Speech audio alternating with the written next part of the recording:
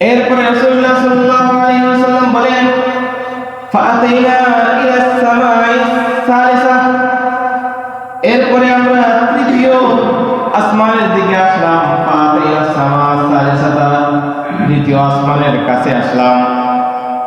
কিলা মান হাযা, তৃতীয় আসমান থেকেও একই প্রশ্ন, এই কে আপনি? ক্বালা জিবরাইল, জিবরাইল আলাইহিস সালাম বললেন যে আমি জিবরাইল। কিলা ওমান মা, তোমার সঙ্গে কে? ক্বালা মুহাম্মদ সাল্লাল্লাহু আলাইহি ওয়াসাল্লাম, আমার সঙ্গে মুহাম্মদ সাল্লাল্লাহু আলাইহি ওয়াসাল্লাম। কিলা ক্বাদ উরসিলা ইলাইহি, তার কাছে কি রিসালাত পৌঁছানো হয়েছে কিনা, উনি রাসূল কিনা? ক্বালা না, হযরত জিবরাইল বলে হ্যাঁ উনি রাসূল। তো কিলা মারহাবান বিহি ওয়া নি'মাল মাজিউ জা, একই জবাব আসমান থেকে ফেরেশতারা জবাব দিচ্ছে, মারহাবান বিহি, তাকে স্বাগত, সুস্বাগত, মারহাবা মারহাবা।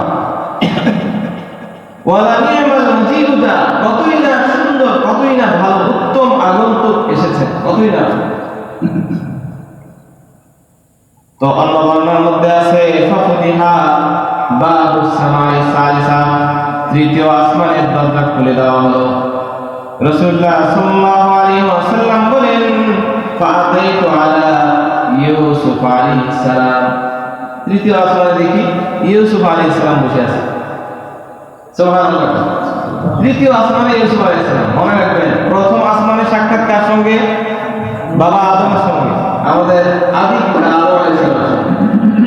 দ্বিতীয় আসমানে কার সঙ্গে? হযরত ঈসা এবং হযরত ইয়াহইয়া আলাইহিস সালাম, এই দুইজনের সঙ্গে। তৃতীয় আসমানে কার সঙ্গে? হযরত ইউসুফ আলাইহিস সালাম, পৃথিবীর মধ্যে সবচেয়ে সুন্দর ব্যক্তি। তো ইউসুফ আলাইহিস সালাম উনি অবস্থান করতেছেন তৃতীয় আসমানে। فقال يوسف عليه السلام مرحبا بك من أخي ونبي, হযরত ইউসুফ আলাইহিস সালাম তৃতীয় আসমানে সম্বর্ধনা দিলেন আল্লাহ রাসূলকে, বললেন আপনাকে সুস্বাগতম হে আমার ভাই এবং নবী। ওখানে উনি ভাই বলে সম্বোধন করলেন, ভাই। وقال النبي صلى الله عليه وسلم فأتينا السماء الرابعة, এরপরে আমরা চতুর্থ আসমানে আসলাম। কিলা মান হাযা, চতুর্থ আসমানের গেটম্যান যে ফেরেশতা, এই ফেরেশতাও জিজ্ঞাসা করলো কে তুমি? ক্বালা জিবরাইল, হযরত জিবরাইল আমিন বললেন যে আমি জিবরাইল। কিলা মান মা, তোমার সঙ্গে কে? ক্বালা মুহাম্মদ সাল্লাল্লাহু আলাইহি ওয়াসাল্লাম, আমার সঙ্গে আছে মুহাম্মদ সাল্লাল্লাহু আলাইহি ওয়াসাল্লাম। কিলা উরসিলা ইলাইহি, তাকে কি রাসূল বানানো হয়েছে? ক্বালা নাম, বললেন হ্যাঁ উনি রাসূল। কিলা মারহাবান বিহি ওয়া নি'মাল মাজিউ জা, একই ধরনের ভাষা ব্যবহার করলেন, একই ধরনের সম্বোধনা আল্লাহ রাসূলকে দেওয়া হলো। এরপরে ফাফতিহা বাবুস সামাই রাবিআ, চতুর্থ আসমানের দরজাও খুলে গেল আমাদের নবী হযরত মুহাম্মদ রাসূলুল্লাহ সাল্লাল্লাহু আলাইহি ওয়াসাল্লামের জন্য। রাসূল করিম সাল্লাল্লাহু আলাইহি ওয়াসাল্লাম বলেন চতুর্থ আসমানে যখন আমরা গেলাম তো ফাআতাইতু আলা ইদ্রিস আলাইহিস সালাম, কোন নবী? হযরত ইদ্রিস আলাইহিস সালাম, চতুর্থ আসমানে ইদ্রিস আলাইহিস সালামের সঙ্গে দেখা। قال إدريس عليه السلام مرحبا بك من أخ ونبي, উনিও ভাই বলে সম্বোধন করলেন, উনিও সংবর্ধনা দিলেন, মারহাবা, সুস্বাগতম হে আমার ভাই এবং নবী। রাসূলুল্লাহ সাল্লাল্লাহু আলাইহি ওয়াসাল্লাম সালাম এবং কুশল বিনিময় করে এরপরে বলেন ফাতাইনা সামাআল খামিসা, এরপরে আমরা চতুর্থ আসমানে, পঞ্চম আসমানে গেলাম। তাহলে প্রথম আসমানে আদম আলাইহিস সালাম, মনে রাখেন। দ্বিতীয় আসমানে কে কে? হযরত ঈসা এবং হযরত ইয়াহইয়া আলাইহিস সালাম। আর তৃতীয় আসমানে হযরত ইউসুফ আলাইহিস সালাম। চতুর্থ আসমানে হযরত ইদ্রিস আলাইহিস সালাম। বলে দেন না, মনে রাখেন। চতুর্থ আসমানে কে? হযরত ইদ্রিস আলাইহিস সালাম। এইবারে পঞ্চম আসমানে একই ঘটনা।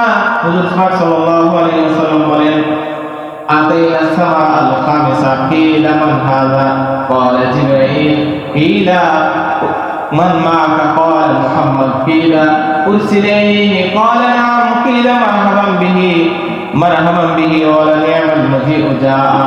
সব একই ধরনের সংবর্ধনা আল্লাহ রাসূলকে দিচ্ছেন। এরপরে আসমানের দরজা খুলে গেল, পঞ্চম আসমানের দরজা যখন খুলে গেল, قال النبي صلى الله عليه وسلم فأتينا على هارون عليه السلام। পঞ্চম নম্বর আসমানে কোন নবী? হযরত হারুন আলাইহিস সালামের সঙ্গে সাক্ষাৎ। হযরত হারুন আলাইহিস সালামের সঙ্গে সাক্ষাৎ হওয়ার পরে হযরত হারুন আলাইহিস সালাম একই শব্দ দিয়ে অনেক সংবর্ধনা দিলেন। فقال مرحبا بك من أخ ونبي। হে আমার ভাই এবং নবী, আল্লাহর নবী, আপনাকে সুস্বাগতম। হযরত হারুন আলাইহিস সালাম কি দিলেন? সংবর্ধনা দিলেন, মারহাবা বললেন, তাকে সংবর্ধনা দিলেন, স্বাগতম বললেন। রাসূলুল্লাহ সাল্লাল্লাহু আলাইহি ওয়াসাল্লাম বলেন, এরপরে হযরত হারুন আলাইহিস সালামের সঙ্গে কুশল বিনিময় হয়ে যাওয়ার পরে আবার আমরা উপর দিকে উঠলাম। এরপরে রওনা দিলাম। ফাতিনা সামা আস-সাদিসা। এরপরে ষষ্ঠ আসমান, 6 নম্বর আসমান। ষষ্ঠ আসমানে এসে এই যে আমরা বলতেছি এক আসমান, দ্বিতীয় আসমান, তৃতীয় আসমান, এই এক আসমান থেকে আরেক আসমান পর্যন্ত এতটুকু আমরা তো দূরে থাক, এখনো পৃথিবীর যারা এখনো বিজ্ঞান যারা অনেক এখনো এই বিষয়ে খুব পড়ালেখা করছে, যত বিজ্ঞান এখন পর্যন্ত প্রথম আসমান পর্যন্ত পৌঁছতে পারেনি। সুবহানাল্লাহ। বিজ্ঞানের ক্ষমতা নেই প্রথম আসমান পর্যন্ত পৌঁছা। কেন? এখন পর্যন্ত প্রথম আসমানের নিচে যে গ্রহ নক্ষত্রগুলো আছে এগুলোই তো এরা আবিষ্কার করতে পারে। এখন পর্যন্ত প্রথম আসমানের নিচে যে গ্রহ নক্ষত্রগুলো আছে এই সবগুলা তো এখন আবিষ্কারই করতে পারে না। আবিষ্কার তো দূরে থাক, এর এখন ধারের কাছে যাওয়ার ক্ষমতা বিজ্ঞানের নাইও থাকবে বা কেমন হবে। রাসূলুল্লাহ সাল্লাল্লাহু আলাইহি ওয়াসাল্লাম ষষ্ঠ আসমানে গেলেন।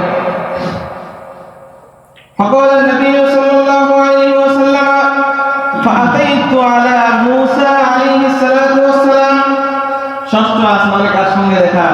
জালিলুল কদর, সবচেয়ে রাগী নবী মুসা আলাইহিস সালামের সঙ্গে নবী করিম সাল্লাল্লাহু আলাইহি ওয়াসাল্লামের কত আসমানে গিয়ে সাক্ষাৎ?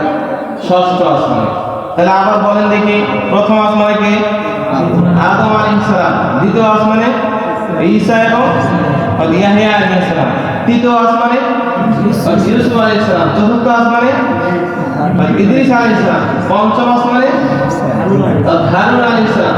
ষষ্ঠ আসমানে হযরত মুসা আলাইহিস সালাম। রয়ে গেছে সপ্তম আসমান, আরেকটা।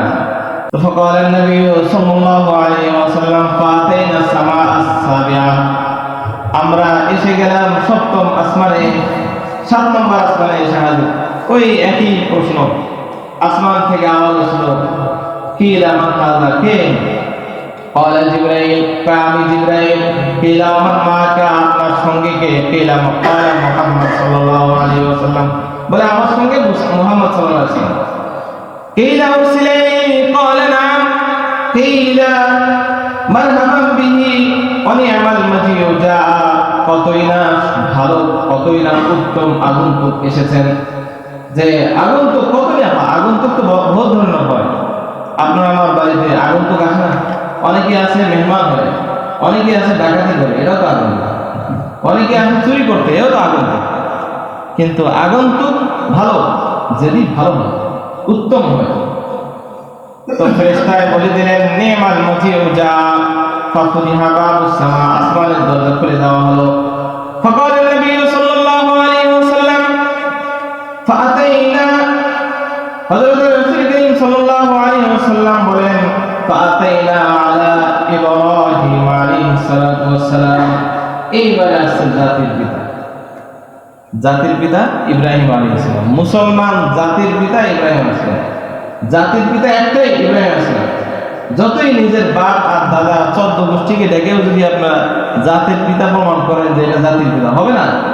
আল্লাহর পক্ষ থেকে যাকে জাতির পিতা ঘোষণা করে দেওয়া হয়েছে, মিল্লাতা আবিকুম ইব্রাহিম, আল্লাহর পক্ষ থেকে ঘোষণা দেওয়া হয়েছে তোমার জাতির পিতা একটাই, মুসলমান। উনি কে?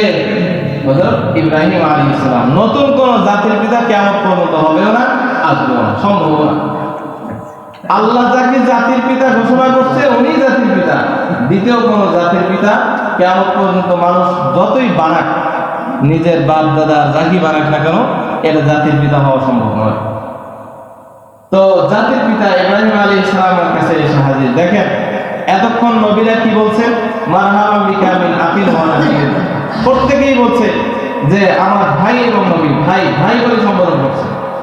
আর যেহেতু উনি জাতির পিতা, উনি কি বলেন দেখেন, فقال إبراهيم عليه الصلاة والسلام مرحبا بك بابن ونبي, উনি বলে দিলেন সুসংবাদ, সুস্বাগত, স্বাগতম তোমাকে হে আমার বৎস, হে আমার ছেলে এবং নবী।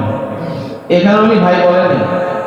ইব্রাহিম আলাইহিস সালামকে আল্লাহ যেহেতু ঘোষণা করছে মিল্লাতা আবিকুম ইব্রাহিম, পিতা, এই জন্য পিতা হিসেবে আমাদের নবীকেও কি বলতেছেন, ছেলে বলতেছেন।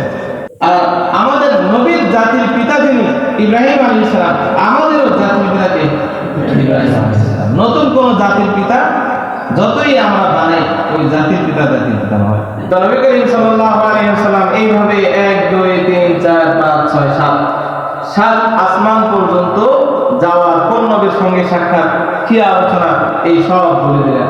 এরপরে সপ্তম আসমানে যাওয়ার পরে আল্লাহর সঙ্গে সাক্ষাৎ পর্যন্ত